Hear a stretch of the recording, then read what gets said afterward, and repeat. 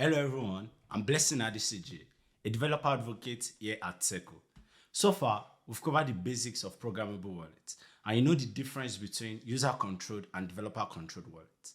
Now let's review the endpoints of each type of programmable wallet to give you an understanding of what is possible with this service. As you probably know, an endpoint refers to a specific URL or web address that developers can use to interact with a service. In this case, Circle's Programmable Wallets API.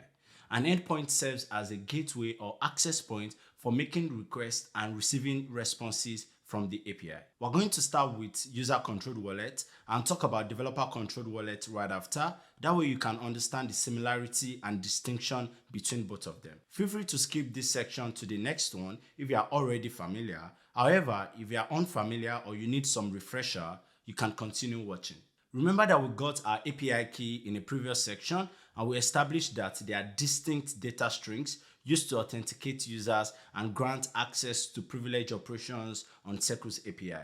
We will talk about these operations in this section. API endpoints are typically specified in the URL format and then they are combined with HTTP methods to indicate the type of operation to be performed. We have HTTP methods such as get method, which retrieves data from the API, for example, wallet information. We have post method, which submits data to create new resources, for example, create a new wallet. We have put method, which updates existing resources, for example, modify wallet settings. There's also delete method, which removes specific resources, for example, deleting a resources. This is outside the scope of Programmable Wallets API. Let's take a look at this example.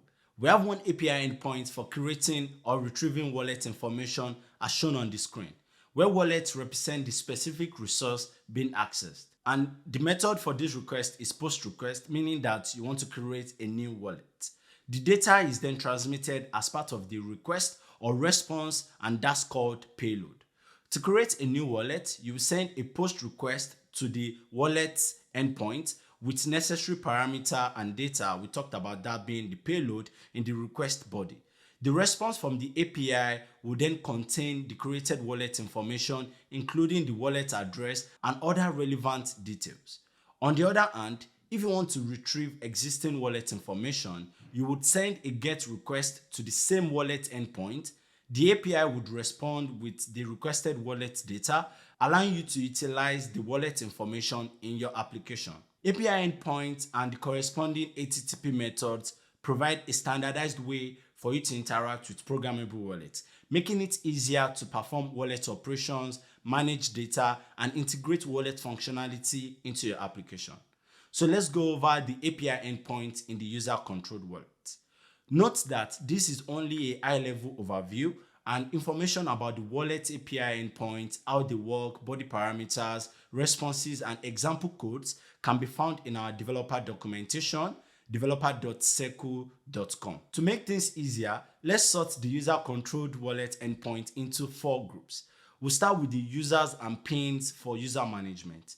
Here you have endpoints to create users, user tokens, create a challenge for pin setup, and create a wallet. Remember that the user-controlled wallet allows the user to manage access to their wallet using pin codes, and also you can get a list of your users, get a particular user, and so much more using list users and get a user endpoint. The next group to review is wallet for wallet management. This includes wallet creation and other operations. However, here you have endpoint to create wallet, list wallet, get and update a particular wallet, get token balance for a wallet, and also NFTs for a wallet. Next up, let's talk about the transaction endpoint. These endpoints play a critical role in facilitating and monitoring asset management for your application. So you can make a post request to create a challenge for a transfer, accelerate a transaction when required with additional gas fees, of course. You can cancel a transaction and use contract execution to execute a smart contract. Additionally, with GET request, you can also retrieve transactions or get a particular transaction. And to cap it off, we have the estimate fee for a transfer transaction and estimate fee for a contract execution transaction endpoint. This would provide clarity on potential gas cost, ensuring that the users are never caught off guard. The method for this particular endpoint is the post method, meaning you can send data to get transaction fee estimated for your users in your application. The last user-controlled endpoint is the token lookup. Token lookup endpoint lets users to get to know more details about their digital token using the get token details endpoint. The developer-controlled endpoints are similar to the user-controlled endpoint with a few exceptions. Developer-controlled endpoints also have 4 groups. We have the wallet set, we have wallet, we have transactions, and we have transaction lookup endpoints. When compared with user-controlled, you notice that we have wallet set here. Remember that we covered the wallet set already in the previous section when we talked about the primitives.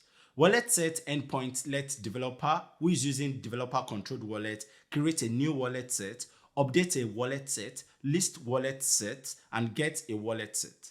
There are also a few distinctions. For example, in developer-controlled wallet, there is no challenge for working with pins and initiating transaction. Remember that we mentioned that developer manages everything for the users. The developer-controlled endpoints for wallets, transaction, and token lookup endpoints are also similar to the user-controlled wallet version, so we're not going to go over them again here. So let's talk about an example just to help you understand how the endpoint works and also how to use the API reference page for testing out each endpoint before integrating into your application.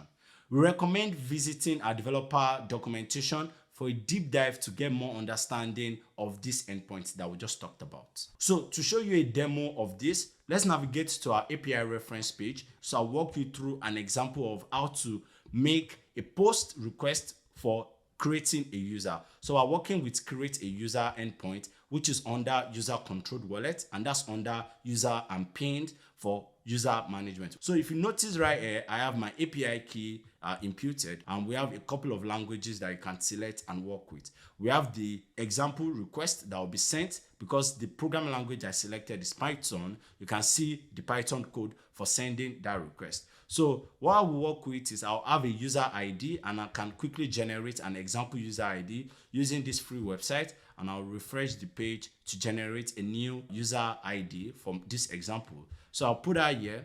Once I have that right here, notice that the payload, which is the data that we're sending to this particular post endpoint, has been updated with the user ID. So I'm going to click on try it, and we'll get a response. So we'll get a successful response, which is 200. That's also empty, which indicates that the user has been created. How then will I know that the user has been created? So we'll get a user, and we talked about that being the get method for this particular endpoint, which is the user, and we're providing the ID as the parameter as well. So I'll provide the ID right here, and you can see that the request has been updated. You can see that the URL will have the ID for this. So that will get us the details of the users with this particular user ID. So all I'll do is click on try it, and I'll get a response. Notice the response that we got right here. So that's what we call the response information that we got back from the API endpoint. So you see the status, see the created date, see security questions, which is on set, see pin status, which is also on set. So that's how to use our API reference to test different API endpoints before you can integrate it into your application.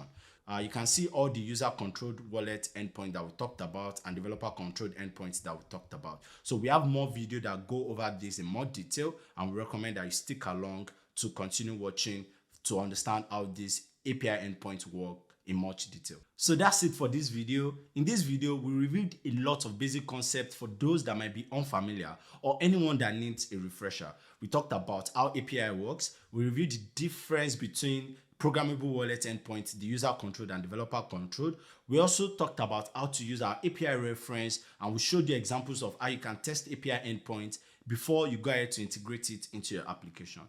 If at this point you would like to integrate a user-controlled wallet into your application, we have a video linked in the description, and that will show you how to work with our sample apps and also understand how to get started working with user-controlled wallets. However, if you're interested in a developer-controlled wallet, if you want to integrate a developer-controlled wallet into your application, please continue watching as we cover more concepts that will help you build with this particular wallet.